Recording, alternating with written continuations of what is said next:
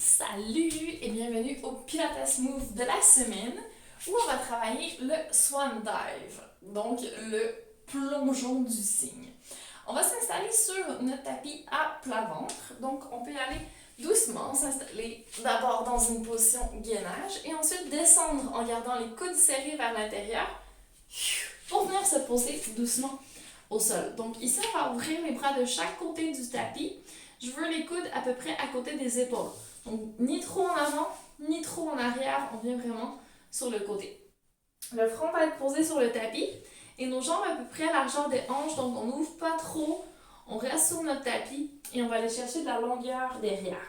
Donc, on a déjà travaillé le breaststroke, qui était de glisser les épaules en arrière, de soulever doucement au niveau de la tête pour faire une extension thoracique en appuyant au sol, en restant stable, donc pas d'épaules qui remontent vers le haut. On essaie d'amener le plus possible les côtes avec nous, d'avoir les genoux soulevés du sol pour avoir une résistance dans les fessiers et à l'intérieur des cuisses. On n'oublie pas d'avoir la famille abdos qui travaille au complet, donc les triceps. On amène les abdos, périnée, transverse, oblique au plafond et on s'auto-grandit. Donc ça, c'était notre première étape.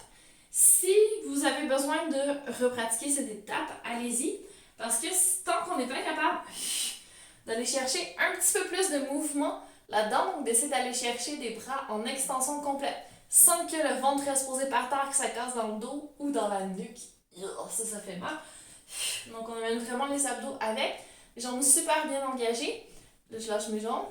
Hop, j'engage mes jambes. Petite différence qui fait tout, qui change tout. Donc, super important de pouvoir en arriver dans cette position en étant confortable. Donc, à pratiquer. Et une fois qu'on y est, on va essayer d'engager un peu plus les jambes. Donc, sur l'inspiration, on se prépare. On glisse les épaules un peu plus loin des oreilles. On engage les genoux un peu plus vers le plafond. Et doucement, on va repousser le sol, amener les côtes avec nous. On regarde un petit peu plus loin devant. On engage un peu plus les épaules. Et on serre un peu plus les fessiers derrière. Parce que quand on inspire et qu'on revient, nos jambes, elles, vont se soulever derrière. Donc, je vais juste avancer un peu pour montrer mieux ce qui se passe au niveau des jambes. C'est reparti. On inspire. Doucement. Donc là, mes genoux sont soulevés par rapport au sol.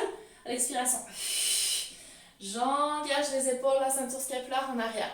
Je redresse. Mes jambes sont posées par terre. Et sur l'expiration, je garde la même courbure dans le bas de mon dos et mes jambes vont se soulever. Je repose le front sur le tapis. Inspire. Et sur l'expiration, engage les omoplates, ceinture scapulaire en arrière. On repousse le sol, on remonte le tronc et les jambes se posent par terre. Donc ça nous prend ce petit mouvement de balançoire. Donc quand mon tronc se pose, mes jambes se soulèvent. Quand mes jambes se posent, c'est mon tronc qui est soulevé. Et là, à partir de cette magnifique position super stable, ce que je vais faire, c'est que quand je suis en haut, je vais enlever les mains, rouler en avant et revenir. Il est là, le saut de notre petit cygne. Donc, c'est pas un mouvement super confortable pour la poitrine. C'est pas un mouvement super doux pour le dos. C'est pas le mouvement le plus indiqué si on a des petits soucis musculo-squelettiques. Donc, on peut se contenter de faire la première partie, donc le breaststroke, qui est juste de faire notre extension thoracique et de revenir au sol en engageant un peu plus les jambes. On peut s'amuser à soulever un peu les jambes, mais en gardant les mains au sol. Donc, personne ne se blesse aujourd'hui. On va vraiment doucement dans le mouvement. On va essayer. Okay, on va en essayer 2 pour le moment. Les ambitieuses pourront en faire plus si désiré. Donc, toujours jambes, largeur des hanches. Ceinture scapulaire super engagée. On presse les mains au sol. On a le front par terre. On inspire. Et sur l'expiration, commence notre extension au niveau du crâne, de la nuque, de la ceinture scapulaire, de la colonne thoracique.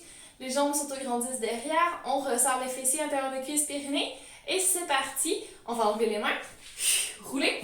Gardez la forme. Donc, vous devez garder les jambes ultra engagées. On enlève les mains. Bascule devant. Reviens. Allez, un petit bonus. On en fait un troisième. Petite bascule en avant.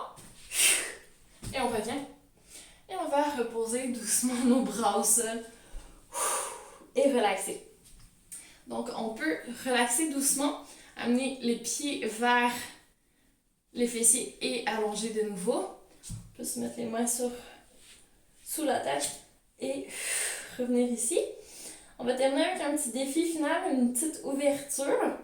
Si vous avez fait le mouvement avec les mains par terre, que vous n'avez pas fait le plongeon, vous pouvez tester ici pour aller chercher un petit peu plus de défis.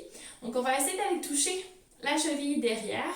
Si c'est vraiment pas possible, peut-être essayer d'attraper le pantalon, d'essayer d'attraper avec un élastique autour du pied pour pouvoir éventuellement aller chercher un stretching dans le quadriceps devant. Et nous, on va ajouter un stretching au niveau de la hanche en essayant de soulever le genou du sol et de soulever également le tronc du sol. Mais avant, on va juste essayer d'aller de l'autre côté, attraper notre autre cheville. Si ça tire dans les genoux déjà, c'est pas une bonne idée de continuer. Si on a encore une fois des fragilités au niveau des articulations, on va les respecter. On veut pas se blesser. Notre but, c'est de nous sentir bien dans le corps. Donc, sur l'expiration, on va essayer de soulever les genoux du sol. Éloigner les pieds derrière. Soulever le buste en restant ultra engagé dans les abdos. Fessiers ultra serrés. Longueur. On étire nos pieds derrière, notre tête devant. On reste ici une petite seconde. Si on était vraiment masochiste, on pourrait essayer de faire un petit rocking ici. C'est le nom de la posture. Rocking chair. Et doucement, on relâche. Et on revient au sol. Et on a assez fait de chaises berçantes pour aujourd'hui. Qui a dit que les chaises berçantes, c'était pour se relaxer. Donc, ça peut être super actif. Relevez-vous de la façon la plus appropriée et physiologique possible. Prenez votre temps, relaxez un petit peu, bougez votre dos, forcez pas votre nuque. Essayez de retrouver un peu plus de souplesse, de douceur dans vos articulations. On ne veut pas rester crispé. Donc, le Swan Dive, c'est un mouvement un peu plus complexe. Ça demande un peu de pratique, c'est un défi, il faut le voir comme ça. Donc, si ça ne se passe pas tout à fait comme désiré la première fois, c'est pas grave.